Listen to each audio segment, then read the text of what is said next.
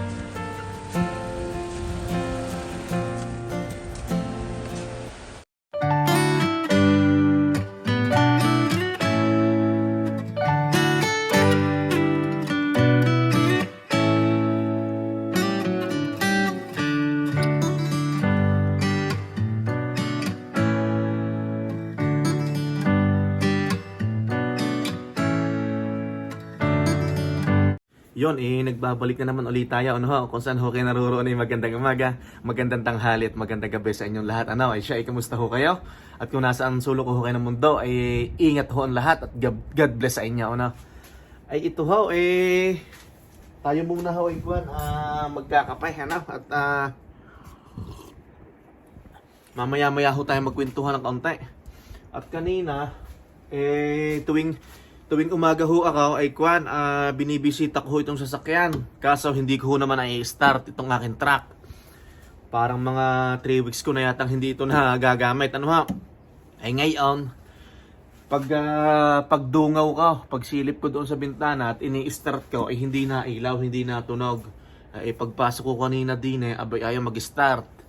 Aring kutsing itinuto ko din ang hood at tinalaan kong ikukuan i-jump start at wala ho ako noong wala akong portable na starter, yung maliit na kwan lang na box. Ito na lang ho ang gagamitin natin, pero mas maganda ho sana kung may portable na pang start dahil yun ayos din gamitin at saka maliit lang siya Kanina nga pala, pagising namin ng mahal na Reyna, dahil itong taong ito, plano ho namin na pumunta ho ng US, base kanina doon sa tiningnan namin, pag idadrive ko, aabot ng isang araw mula ho Edmonton. Pero kayang-kaya naman, At ang pagdadrive ko ho naman hindi naman nagmamadali. At syempre kasama natin ang ating pamilya, lagi naman hundahan-dahan. At syempre maaaliw tayo sa ating mga madadaanan na lugar. Kung magpa-fly ho naman kami, aabutin ho din ng kulang-kulang 4 na oras. Mula sa mula dito sa Edmonton hanggang sa San Francisco yata. Yun yung sabi ni mahal na Reyna, dahil andun yung kanyang ilang kamag-anak at tapos may kumari din kami doon eh. Ay, shout out nga pala sa iyo, kumaring ano ba ang pangalan ng kumari ko diyan? Si Mek, yan, kumaring Mek, yan, taga Lian Batangas, kababayan ko. Mag-iingat kayo diyan, ano? Ay siya, higop po na ho tayo ng mainit na kape. At bago ho natin i-start itong ating truck.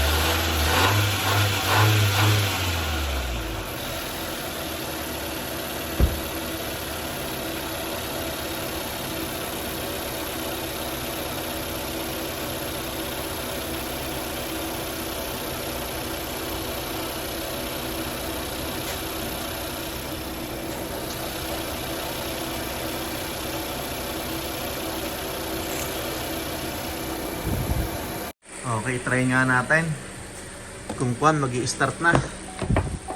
Ay, try natin, testing.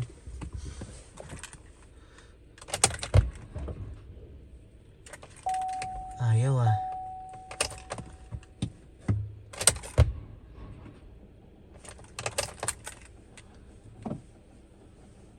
Ito, bali pumunta ako dun sa sasakyan ko, dun sa isa. Akin munang binomba ang gas, tapos ito yung pang-apat na i-start natin. Pang-apat. Ayaw pa rin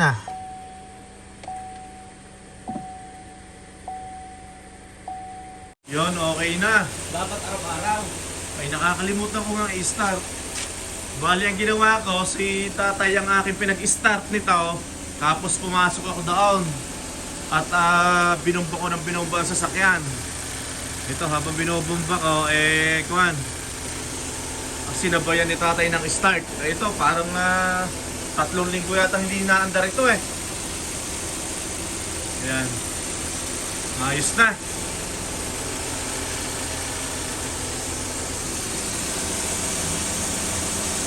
Malinis to sa summer. Sa nagtatanong mo pala kung ito, V6 4.3 V6.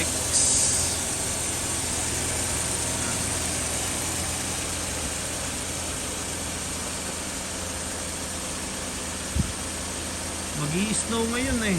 Kaso parang nawawala o baka wet snow lang yan. Yun na, nag-i-start na. Ayos na ulit. Ayan. Ito ho ay kinis na kinis pa. Ibihira ko ho itong gamitin. Itong aking truck. Yun ang aking inay. Magtatapon ng basura. Ako'y hanga dito naman sa kutsing ito at napakatipid. Ang $50 ho dito ay 2 linggo na. Dito sa ito ay 1.5 eh. Doon ho sa $50 nakarga ko dito for 2 weeks kasama na ho doon yung kwan, yung sisimba kami, mamamalengke. Tapos tawag doon, yung kasama na yung paglilinis namin. Yan.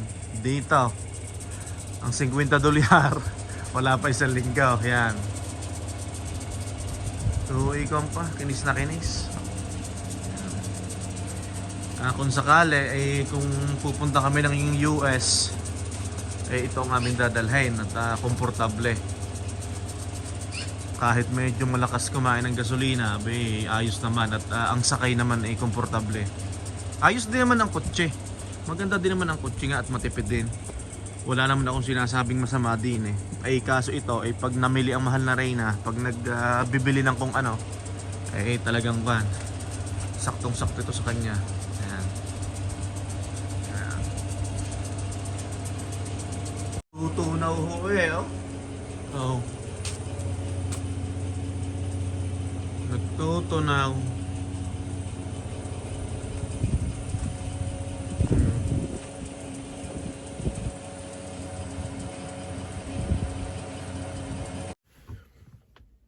Ito, may nag-comment din sa atin niya. Pinapanood ko rin to sa Minado Family. Kuya Howard, saan ka kayo naligo? Sarap naman maligo diyan. Kuya, saan ka ho yan? Sa Minado Family. Nag-swimming po kami nitong nakaraan sa Sherwood Park. Millennium Place. Ano po, doon po kami nanood yan. Tapos shout out nga pala sa mag-asawa, kay paring Kiko, kay Sir Kiko, at saka kay Ma'am Joy, Joy and Alberta. Parang hindi ko lang kung nakabalik na sila ng Edmonton.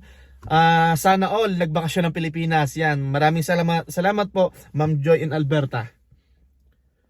Yan, maraming nagko-comment sa atin Kaso hindi ko na ho talaga ng ayos. Tapos yung si paring Wally, nasa Australia pero nagbabakasyon sa Pilipinas ngayon. Ingat kayo dyan at sulitin ang bakasyon. Talagang nakakainggit. Shout out sa inyo, paring Wally, dyan sa mga kamag-anak mo dyan sa atin sa Batangas. Ano ha? May isinend sa akin ang mahal na Reyna. Ito taga Los Angeles, California. Purple and gold from Los Angeles, California. Tapos meron pang si Mike Martin. Ano to? Hindi ko ma-pronounce po ito ng ayos. Anaheim, California. Tapos si Eplip 0721 from California. Sir or ma'am, mag-iingat ho kayo dyan. Talagang matindi ho ang nangyayari dyan. Talagang ubos na ubos ho ang mga bahay yun okay na ho. Bale magkwentuhan muna ho tayo napakabilis ho ng araw ngayon agad magkakalahati na ng buwan ng January. Araw ng Sabado, January 11. Talagang napakabilis ng panahon doon nga ho pala sa mga komento nyo, sa mga huli kong vlog, maraming salamat ho sa inyo Maraming salamat ho sa panonood sa aming munting channel dito sa YouTube At ako'y maglalambing sa inyo. Baka ako'y makikisuyo sa inyo na pwede ho kayong mag-subscribe. At maraming salamat makikisuyo na lang Tapos ipa-comment na kung mga taga saan kayo. At para malaman natin ang bidyong ito. Doon sa mga subscriber ko na talagang marami ako nababasa na nagme-message sa akin na dyan po sa US. Hindi ko naman kabisado kung ano yung mga lugar-lugar dyan. Hindi pa naman ako nakakarating talaga dyan Pero kung papalarin itong taong ito pupunta kami ng US kung saang banda kayo dyan sa US ingat kayo dyan at talagang ito mga nakaraang araw, nakaraang linggo ang balita sa social media at mga nakikita na napapanood namin sa telebisyon dito yung matinding sunog dyan sa LA na nagmula daw dyan sa Palisades talagang based doon sa napanood namin sa telebisyon umabot na sa mga bahayan talaga naman syempre dyan sa US marami tayo dyan kababayang Pilipino mag-iingat kayo dyan sa mga subscriber ko na taga diyan magdasal lang kayo at talaga malaki problema yan yun nga po maiba tayo ito nga palang parating na summer kami nag-uusap ng mahal na Reyna gusto ho naming mamasyal sa US, ano ho. Yan, pupunta ho kami ng LA, ano ho. Pero hindi pa naman ho namin sigurado kung kailan, at pinagpaplanuhan pa lang ho namin dahil ho ang mahal na Reyna Ikuan malapit ng magkaarawan yan. Pero syempre ang punta namin baka hindi mismong eksaktong kaarawan ng mahal na Reyna, at syempre may snow pa. Tapos kailangan ho namin pagplanuhan ng mabuti, ano ho. Pero sa pagkakaalam ko sa summer talaga yan idadrive ho namin, ano ho. 2 bansa ho ang aming pupuntahan. Una ho, pupunta ho kami ng Mexico, pero magpa-apply muna po kami, ano po. Tapos ang pangalawa, idadrive ko po ang Edmonton papuntang US. Sana po matuloy, ano. At syempre yun ang pagkako ko sa mahal na Reyna, sa aking asawa. Pag nag-turn na siya ng 40, mag-uumpisa na kami na maglibot-libot, ano ho. Yan, sana sasamahan ho natin at dasal, ano, at para magkatotoo, ano. Tawag doon, kuan ho talaga doon ho sa nangyayari ngayon sa US nakakalungkot, ano ho, talagang kuan ubos na ubos ho ang bahayan na parang based ho sa balita, kabuuan ng LA, hindi naman mismong kabuuan, pero yung ilang parte doon, pasensya na ho kayo at hindi ko ma-specified, hindi ko masabi kung saang bandat, hindi mo ako nakakarating dyan. Syempre, yung kinukwento ko ho sa inyo, base lang ho sa napapanood ko na talagang kahit ho sa Facebook nakita ko yung mga isinend ng kaklase ng kaibigan ng mahal na Reyna, kamag-anak, sa cellphone niya, talaga ho namang talpog ubos na ubos ho, ano ho. Doon po sa mga nakakapanood po ng video ito, sa mga naka-experience na po ng pagdadrive mula Edmonton o kaya mula Alberta papuntang US, pakituruan po ako, no? Yung mga ginawa nyo, yung mga dinaanan nyo, no? Pwede nyo ho kong i-message sa aking Facebook Messenger o kaya pa-comment na lang ho ako. At mas maganda ho na nagtatanong-tanong ho tayo, no? At talaga ho ako'y excited na. Sana ho'y matupad at syempre gusto ko ho ding makita yung tulay ng kwan, yung nasa Golden State, ano ba yun? San Francisco ba? Bandang San Francisco. Hindi ko lang ho masabi kung ano yun, baka mali yung maibigay ko sa inyo na impormasyon. Basta doon sa tulay na yun, gusto ko makarating doon. Tapos yung mga Hall of Fame, yan, gusto ko ding makarating doon, yan. Hindi lang naman ako, kahit to si Utoy at ang mahal na Reyna, gusto ho namin makapunta talaga.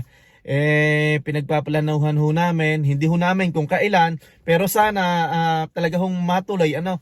At yun nga, nabanggit ko kanina, ay magpo-40 birthday ng aking asawa. Yun ho, ipangako ko sa kanya na kami ay unti-unti nang mamamasyal, ano ho. At para yun ho namang aming pinagpapaguran sa trabaho,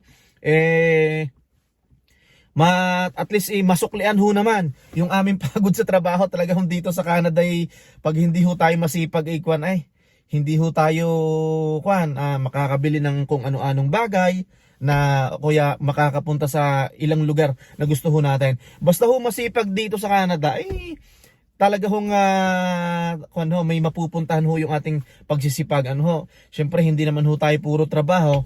Talaga hong aaminin ko sa inyo, may trabaho kami sa umaga, tapos uuwi sa bahay ng kaunti, magpapahinga, tapos pagkatapos meron ho kaming cleaning. Ito nga ho, yan, may vacuum nga dito yan, bukas pa naman ang aming cleaning. Linggo bukas, pero isa lang yon, 35 minutes lang yon. Kahit pa paano, nakakatulong ho sa ating mga tustusin, yung ating mga pangangailangan dito sa bahay, ano ho.